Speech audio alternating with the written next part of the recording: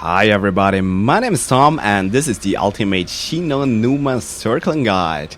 Well, the first area I want to show you is right here between the center house and the fishing hut.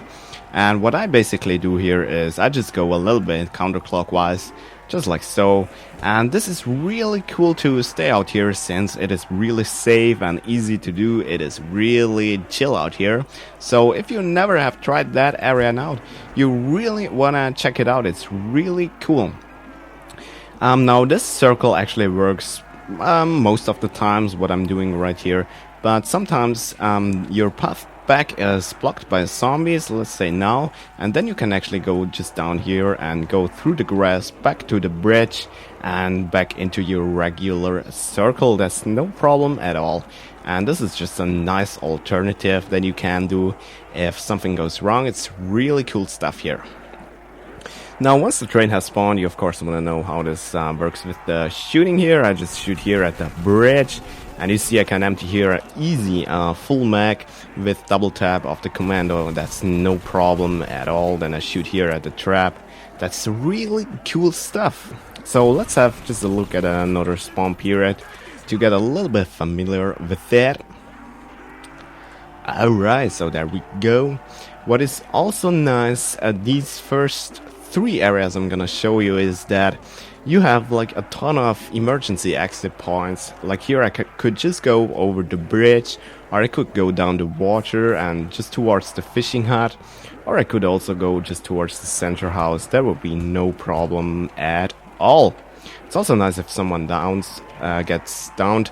You can reach pretty much every spot in the map quite quickly because you are so close to the center house. Now if you have an LMG, you might want to increase the time to shoot the zombies, and you can do this quite easy by just going here towards the fishing hut.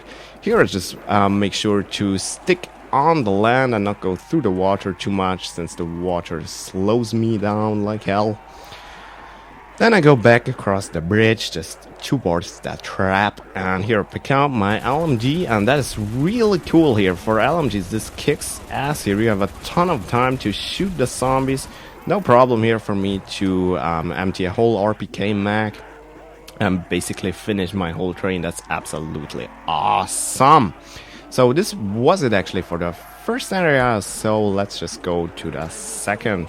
Of course you can use the trap here if you run out of ammo in later rounds. Just feel free to use the trap, that's no problem at all. I mean, it didn't make sense there, that's pretty obvious, but just wanted to show you that. Alright, so now this is the second area. This is just outside the center house when you go towards the comm room, and here we follow the same basic idea, and this would look like this. Now what we do is we just make a small circle right here to gather up the zombies. I really like to do this. Many people start off with the big circle that I'm gonna show you in a second, but I like to do a small circle first. Well, I basically try to stay on the wooden thing here, on the wooden bridge or on the wooden path, but this might not be always possible, so you just go through the water there. That's no problem at all, although it slows you down. It's really no problem at all, just like so here through the water. No big deal. Right now they are just coming out a bit crazy here out of the house, but who cares? It's no big deal to handle all of these. It's really safe here too. Alright, so they have spawned, so we can have a look at the shooting. This is quite a bit shorter here. It's not really cool to shoot zombies here. That's not what this area is actually meant for. But however, so I try not to pick this up because I think you don't want to see this area under these special circumstances. So let's just wait a second till everybody has respawned here, because I want to now show you the big circle, which is perfect again for an LMG. Yeah, I think this must be enough. This must be enough. What I do is I just go to this hut, then I start shooting here. I kill a ton of zombies here. Then I progress along this wooden path, just like so, and then I shoot him here again. Now I killed quite a lot, as you can see, and I now just keep in mind that they might spawn behind me, just like there and so on. And so I really need to pay attention that I do not get overrun by zombies that spawn in my back, especially when I shoot for such a long time. Alright, when I'm back here, I want to reorganize my train and wait till everybody has respawned. But since it's the end of the round now, I guess, I cannot show you this properly, but you can imagine that, I'm pretty sure. Alright, so let's progress to the next area. I just want to start a new fresh round, so let me quickly kill these here. Alright, there we go. Now the next area would then be at the storage, and it also follows the same idea, so let's have a look how it goes here. Now this might be actually the trickiest area to do that, but it's actually my favorite area, since in co-op there are no randoms here at all, and what might look tricky here in solo is actually still really easy to do in multiplayer. Alright, so my basic circle would just go like this. It's rather small actually in general, but the size of the circle depends just off the zombies' spawn behavior. I just try to find the gap between the zombies that are coming out of the central house. Alright, and I, as you can see, I make use of the fact that I can drop down that little spot there, but zombies cannot climb up. That is really cool. And by the way, you yourself cannot climb up there too, but we also do not want to do that, so it's no problem. Alright, and they have already spawned as it looks. You see, it's still easy here to do, it's no problem at all. For shooting, I just go here to the stairs and shoot them here bad. And then I like to shoot them here at the wall too. I just try what's that called, I decide where I shoot so that I just cannot get blocked and do not block myself by any structures such as the railings here, so I do not want to go onto the stairs and so on.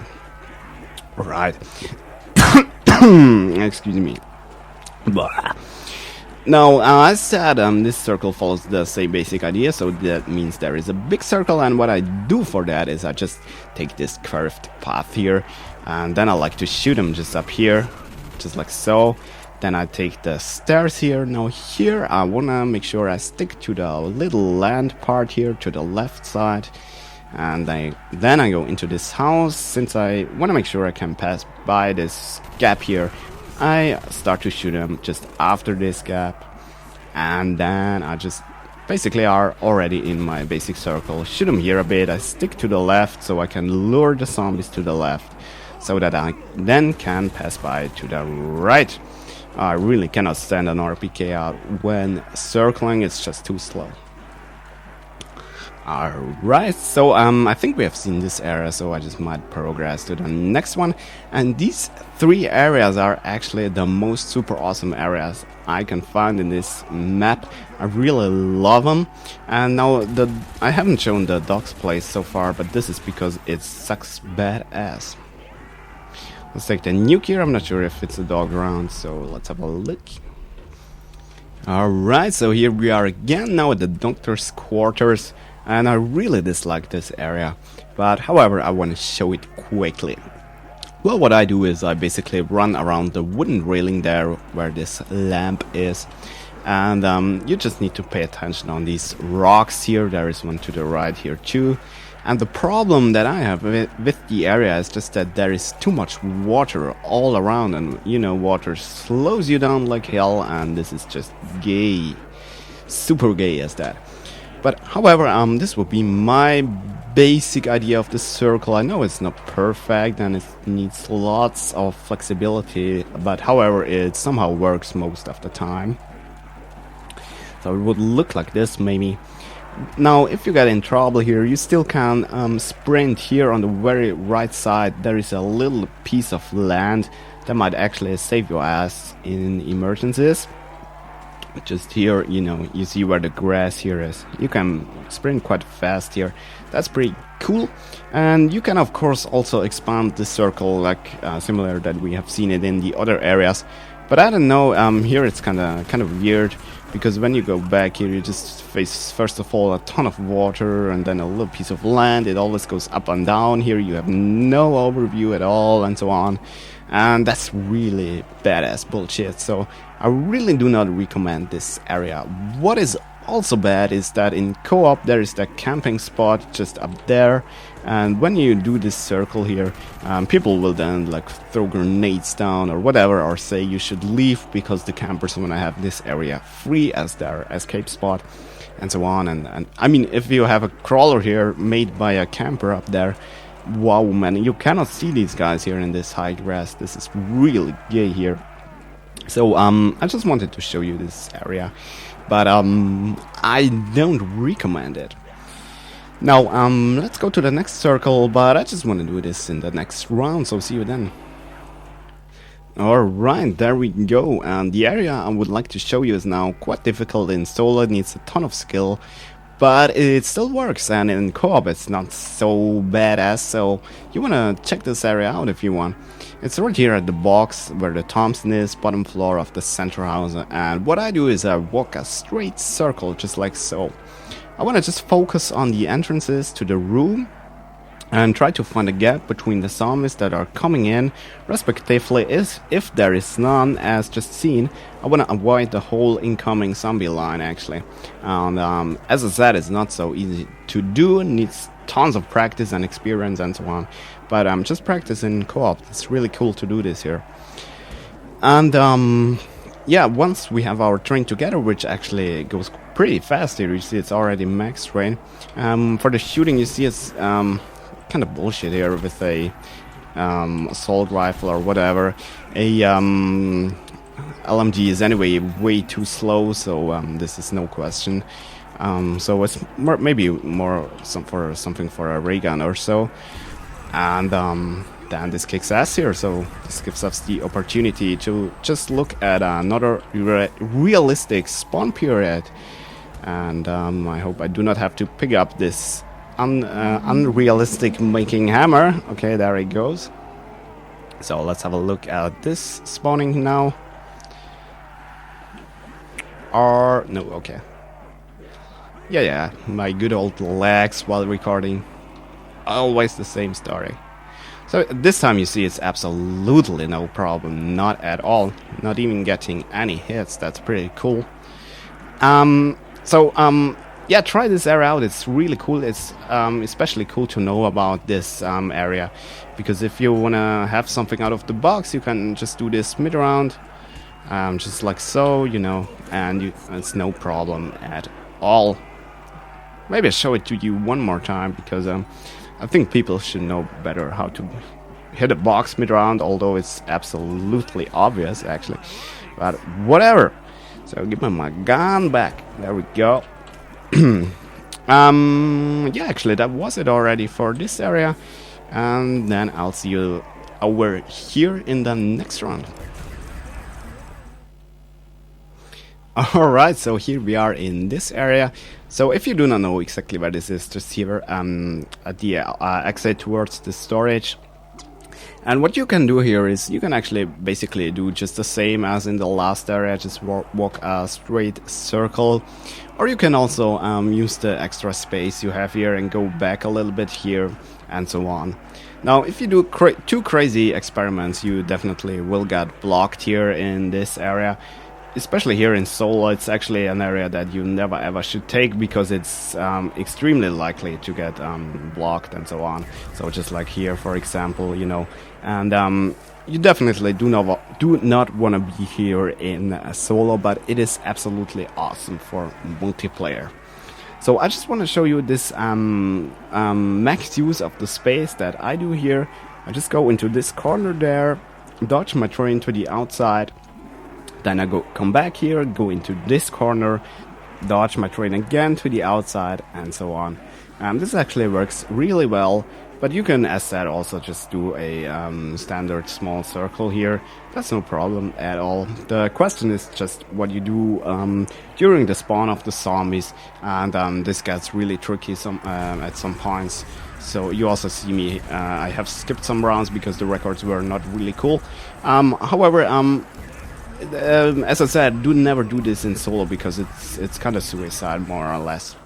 So anyway, let's just have a look at a other spawning period here. I think important is just to improvise a bit and just do whatever you prefer or what your feeling tells you wherever you see a free spot. Do not hesitate to take it, and if you do not see a free spot, just go on and use the max space version of the circle. There we go. Alright, just like so, and you see actually this time it worked quite nice, and I think this is how you should try to do it. Yeah, I got that on tape. That's what I wanted for like 5 rounds. Something working without a ton of hits. Alright.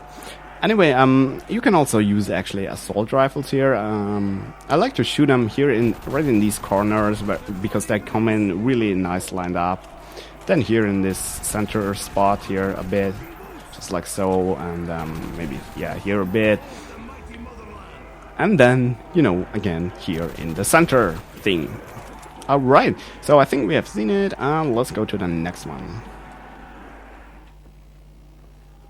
Alright, here we are again. So next to this area we have just seen, there is this little place here. Here is the doctor's place out exit. And there is the trap, as you can see. And this is a quite interesting area, actually. It's quite fun to be out here. Now, what I do here is I do a circle, just like this. And when there are too many zombies just there, I go over here. So no problem, of course. Now, I focus quite a lot on the entrances and exits to the area. And when there are too many zombies coming, what I can do then is I can just turn around, and instead of dodging the one single zombie that is coming in, I dodge all the zombies in my train. And I think this is quite an important strategy for this area.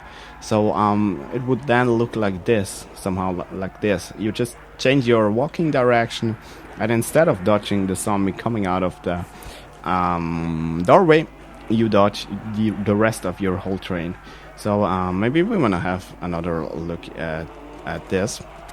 So let's get a proper gun here to finish off the train.